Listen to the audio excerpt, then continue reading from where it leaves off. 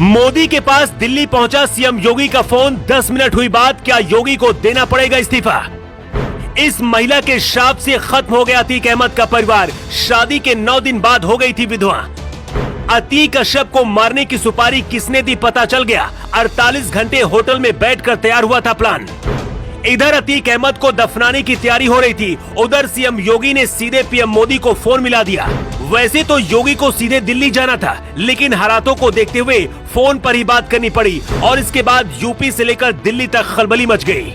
इधर अतीक अहमद की खबर खोदी जा रही थी और उधर जिस शख्स ने अतीक और अशरफ को मारने की पूरी प्लानिंग की, उसके बारे में भी पता चल गया। 48 घंटे एक होटल में बैठकर पूरी कहानी लिखी गई थी और फिर उसे अंजाम तक पहुंचाया गया।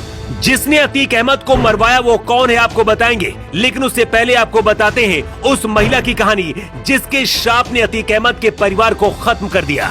ये वो महिला है जो अतीक अहमद को खत्म करने के लिए पिछले 17 साल से लड़ाई लड़ रही थी। अतीक अहमद को बर्बाद करने और खत्म करने के पीछे सबसे बड़ा हाथ पूजा पाल का है। शादी के 90 दिन ही पूजा पाल के पति राजू पाल की हत्या अतीक अहमद और उसके भाई अशरफ ने करवाई थी। पूजा पाल बहुत गरीब घर की बेटी है। अस्पताल में 500 रुपए महीने की नौकरी करती थी। 2005 में राजू पाल की हत्या के बाद से ही अतीक अहमद का बुरा वक्त शुरू हो गया और विधवा पूजा पाल का श्राप अतीक और उसके परिवार को निगल गया। योगी सरकार में अतीक अहमद के गुनाहों का हिसाब हो गया है, लेकिन क्या अतीक अहमद की वजह से योगी आदित्यनाथ को मुख्यमंत्री की कुर्सी से इस्तीफा देना पड़ेगा? क्या दिल्ली से संदेश आ गया है और ऐसा क्यों होगा, इसकी वजह चलिए आपको बताते हैं। अतीक अहमद केस में अब असदुद्दीन ओवैसी की एंट्री हो गई है। ओवैसी पूरे देश के मुसलमानों को अपने पक्ष में करने की कोशिश कर रहे हैं और अतीक अहमद के जरिए हवा बनाकर योगी के खिलाफ बहुत बड़ी साजिश रची जा रही है। ओवैसी ने कहा आज बीजेपी सत्ता में है तो कल कोई और होगा, तब क्या होगा? जश्न तब मनाओ जब कोर्ट सजा देगा। हर किसी को आप गोली मार देंगे तो फिर अदालत क्या करेगी? इंदिरा गांधी, बेअंत सिंह, महात्मा गांधी, राजीव गांधी के हत्यारों को भी कोर्ट से सजा मिली थी। यूपी के मुख्यमंत्री को पद पर बने रहने का कोई अधिकार नहीं है। अतीक अहमद की हत्या के लिए उत्तर प्रदेश के मुख्यमंत्री जिम्मेदार है। उनको अपने पद को छोड़ना पड़ेगा और उन्हें त्याग पत्र देना ही चाहिए।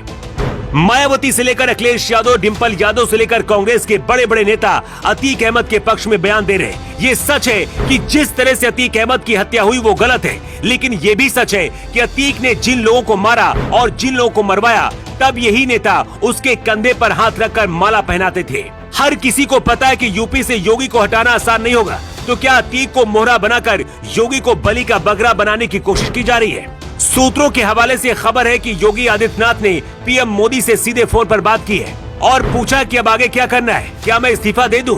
बताया जा रहा है कि योगी की ये बात सुनकर मोदी बहुत गुस्सा हो गए हैं और बोले इसमें आपकी कोई गलती नहीं है। मोदी ने योगी से कहा कि 6 साल पहले आपको एक विश्वास के साथ यूपी सौंपा था, कानून के तहत सब कुछ करना है। अब सवाल यह है कि आखिर अतीक को मारने की सुपारी किसने दी?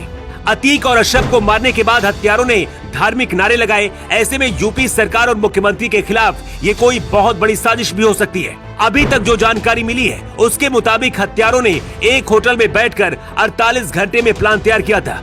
हो सकता है योगी सरकार को बदनाम करने की नियति से किसी ने ऐसा करवाया हो, क्योंकि जिस तरह से योगी आदित्यनाथ से मुख्यमंत्री पद से इस्तीफा देने की मांग की जा रही है, उससे तो यही लगता है कि योगी के खिलाफ कोई बहुत बड़ी प्लानिंग की गई है।